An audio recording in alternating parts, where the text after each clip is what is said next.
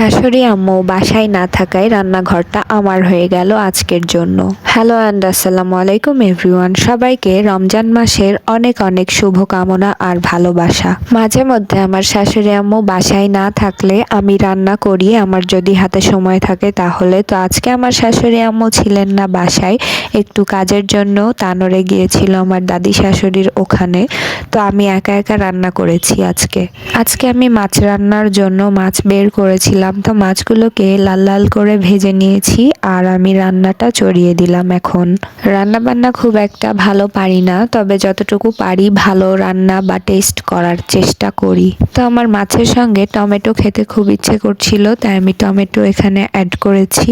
আমরা বাঙালিরা কিন্তু মাছের প্রতি আকর্ষণ একটু বেশি, এ কারণে আমাদেরকে কিন্তু মাছে ভাতে বাঙালিও বলা হয়। আর আমার কিন্তু মাছের ঝোলটাও অনেক বেশি পছন্দ। তো এই পর্যায়ে আমার মোটামুটি রান্নাটা হয়ে এসেছিল।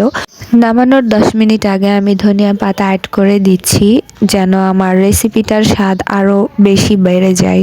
প্রায় আমার রান্নাটা হয়ে এসেছে, আর এটা অনেক সাধারণ একটা রেসিপি।